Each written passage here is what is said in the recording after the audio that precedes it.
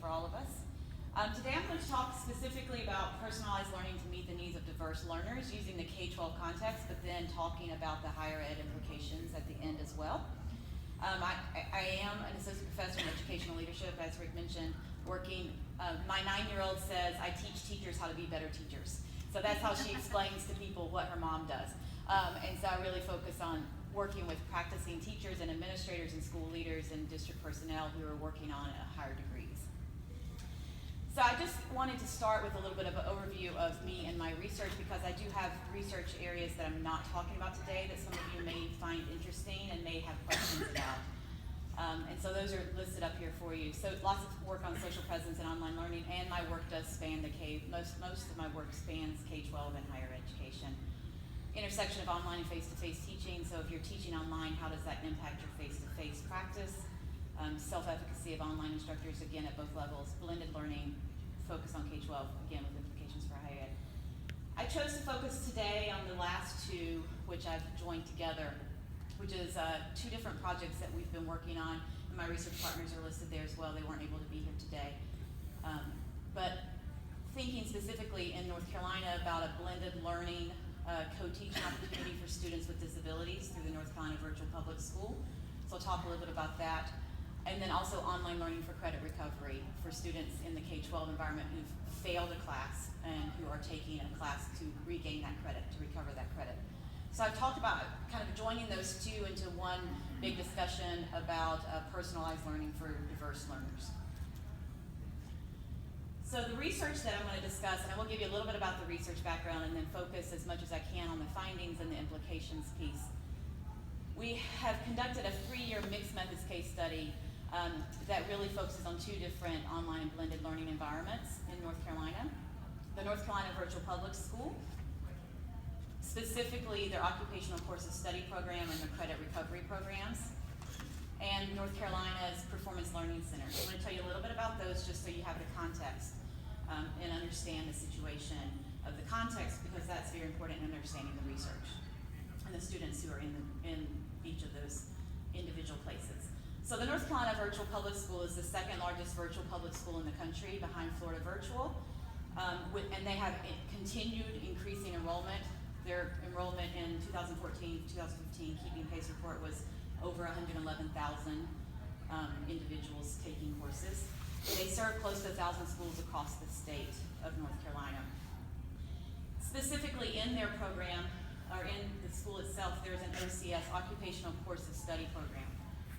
And this program is specifically designed to help meet the needs of exceptional children who need that high quality content teacher. So the content teacher who's highly qualified under No Child Left Behind and the ESSA, but need also the support of the exceptional children teacher. So a lot of times the exceptional children teacher in their face-to-face building doesn't have the content knowledge.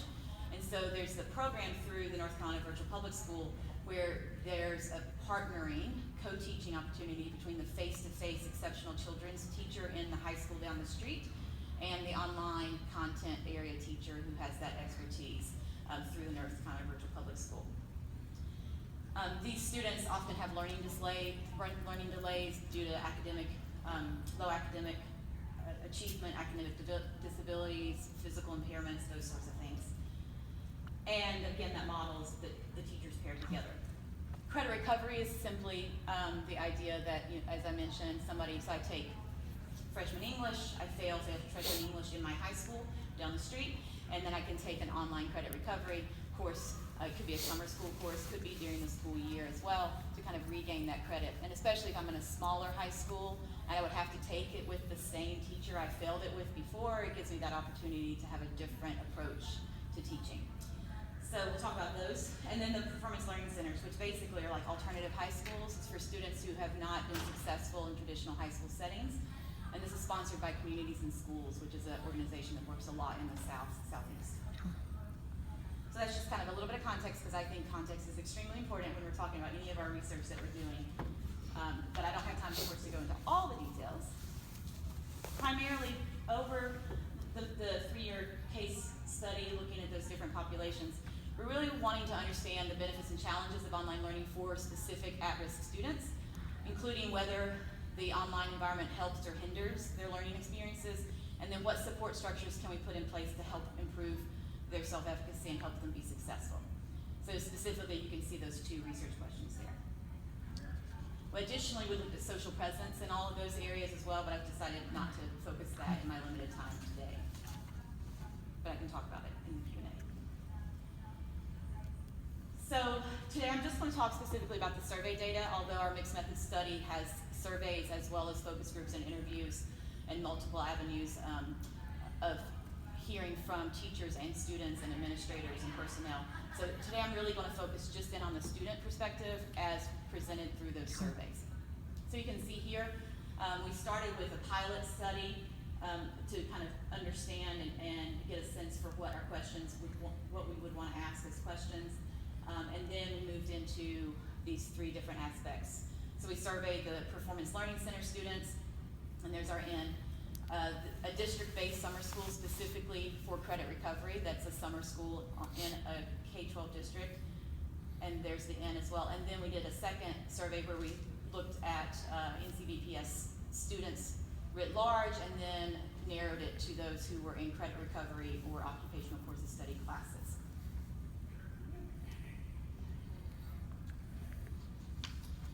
So I'll go straight to what we found when we looked about that big question of benefits and challenges.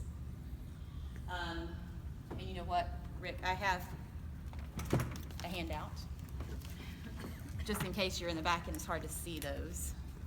Thank you. It's just one. It's just the one, Okay. yeah, one page. So it was interesting for us that across all of the populations, so at the Performance Learning Center, which is a small alternative high school where they're doing a lot of mastery-based learning, working individually, they've got lots of support structures from individual faculty who are there working with them, as well as the district-based summer school, which was again a targeted environment, virtual academy kind of setting in the summer where they're required to come to the lab and work on their online classes. And then occupational course study in case and credit recovery across the state. So these are students who have all kinds of experiences in their traditional high school, and they're also taking this online class at the same time. Every population we studied identified the same benefits and challenges. Pacing was extremely difficult, or was a benefit. So being able to pace their own learning, to work ahead when they wanted to work ahead, to be able to kind of identify how they wanted to focus their energy and their time and do it on their own time and work in the 2 o'clock in the morning if they wanted to, whatever the case may be. Every population mentioned absolutely those are the 2 top benefits. However, just like a typical teenager who are contradictory in everything they do, they also said that the challenges were the fact that they had to take on those own responsibilities themselves. They had increased autonomy, which was great, but hard. Didn't know how to do it. And the time management piece that we talked about in the first section also came up. How do we manage our time? How do I work with this? How do I do this online learning thing? I'm glad I get to do it by myself, but I don't want to do it by myself because I don't know how to do it by myself. So it's that typical contradictory teenage thing. So I have some specific details. But that aligns with the literature. It's Leanna just walked in the door. The literature that you had in 2010 where you talk about that this time management piece and engagement, and those are still challenges. Those are still challenges, and all the populations said the same thing. Additionally, they talked about how it was beneficial that they got to graduate because they're taking these courses, especially with credit recovery. So when we looked deeper into the data, these are some of the things we found. I don't have time to go over all of them, but I will talk about a couple of them. We really saw that they identified a need for a strong foundation in online learning. How do we prepare them to be online learners? More than half of the students across, again, all 3 of those populations said, nobody taught me how to do this. My friend took an online class and gave me some suggestions. My mom sat down with me and helped me out. My teacher's helping me, but nobody actually physically taught them how to learn online, and that was a big problem. North Carolina Virtual Public School has put into place lots of different intervention strategies. They have a peer tutoring piece now that's new in the last 2 years, where if someone's identified early as struggling in online space, they match them very quickly with a tutor who helps them and meets with them, and it's an additional layer of support other than their face-to-face teacher if they have one in the building, as well as their online teacher. They noticed that, for example, as an idea, NCBPS also does a lot of mastery learning, so that once students demonstrate mastery at 80%, then they can move on. And they can move on to the next level of content as long as they've demonstrated that mastery, which helps with students for credit recovery especially. Maybe they took three quarters of the English 9 class, and then they just stopped going to school, or they just had something happen. Well, they don't have to retake if they can use mastery performance mastery, and actually test out of things and say, yes, I've demonstrated that, I know that, I can move on to other things, which has also been very helpful for this population, because they feel like, okay, I can be successful. Somebody recognizes I know something, and I can be successful and demonstrate that, and then move on to other things that I might not know as well. So there's lots of other things that I'll be able to talk about in the Q&A, if we have time, about some of the other individual pieces, about the suggestions and the support mechanisms that we think would be beneficial for districts when they're moving into an online learning environment, or when they're using more virtual school classes to supplement what they can offer in the building for their students, especially with greater needs for diverse learners and awareness of diverse learners. And I was asked to make sure we talk about implications for higher ed, and I wanted to just point this out, that one of the things that really comes to mind to me is that when we look at Allen and Siemens' report about online learning at higher ed level, they're really talking about how 70% of higher education institutions they survey say absolutely online learning is critical. We've got to have more of it, we've got to do more of it, and it's part of our growth strategies. And if you think about that, they also identify that this provides access to students. Well, if we're providing access to more students, we're going to have students with greater needs. And we need to be prepared and know what to do and how to help. And so I think that's one of the things to keep in mind. And also, if you look at the disability research about higher education, is that almost all of the schools, 2-year and 4-year schools in the US, enroll students with disabilities. But students with disabilities identify specifically that their disability negatively impacts their ability to be successful.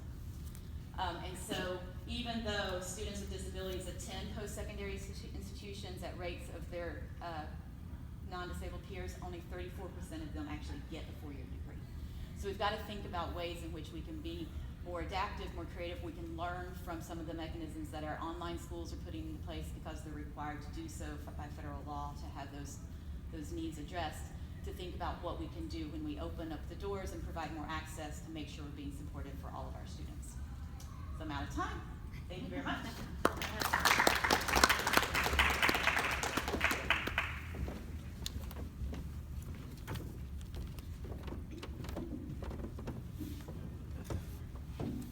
All right, I guess that means I'm up next.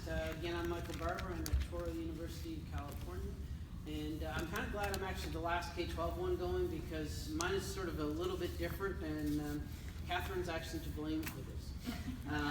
Because about a year ago, actually it was about a year ago right now, she came to me with her Michigan virtual colleagues and asked if I'd be interested in doing a report for them that actually looked at some of their literature in higher education and what sort of lessons we could draw in the K-12 environment from either a practitioner standpoint or from a research standpoint from that. So given the nature of this particular session, instead of talking about some of my research in the K-12 environment, I thought that would be an appropriate way to sort of conclude the K-12 part of this. For the purposes of this presentation, what I'm going to do is look at just what we can learn from a research perspective. Now, the report itself, basically, I was asked to take a look at 6 to 8 studies. I think we ended up using 9 eventually, although there's a bunch of other ones that I had in there that eventually came out. And what we were hoping to do was go through and sort of describe each of those studies a little bit, and then draw those lessons in there. And they were identified by really sort of 2 main sources. And a lot of people who are here in the room will remember these emails last spring as I was sending them out saying, you're a K-12 online learning researcher, but you're familiar with what's going on in the distance ed literature in higher ed.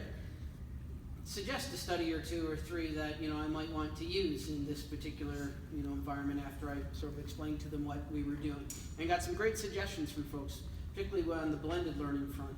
And then to complement that, what we did was we actually went and used Google Scholar to look at the highly ranked ed tech journals and the highly ranked distance ed journals by Google Scholar's metrics, and then started looking at what were the highest ranked distance ed articles in each of those particular journals, to at least have a little bit of sort of systematicness about it. The report begins with sort of an analysis, or at least a brief statement about the state of the field within the K-12 online learning environment. And when you're sort of looking at what we've done within the field of K-12 online and blended learning, you can sort of get a good sense of it by looking at the 4 main literature reviews that have been done in the field. And while some of them are getting a bit dated now, particularly the 2 that I was involved with as well as the one that Kiri did, the sad part about it is many of the things that we said and many of the conclusions we drew even 11 years ago are actually still fairly accurate today. I was in a session earlier talking just about how accurate that was, but one of the things that you see from these 4 literature reviews is the vast majority of the research that we've done in the field, at least based on what was available at the time, tended to look at whether or not K-12 online learning was as effective as brick and mortar education. And for those of us in the field, we know that that's still a common theme that we see being published year after year. There was at the time a small number of examples of research that was looking at that second item, this idea of, essentially under what conditions can students be successful. I'm happy to say that in the years since those things have been published, that seems to be the area where most of the research is growing, although it's still in a minority position when you just look at the volume within the field.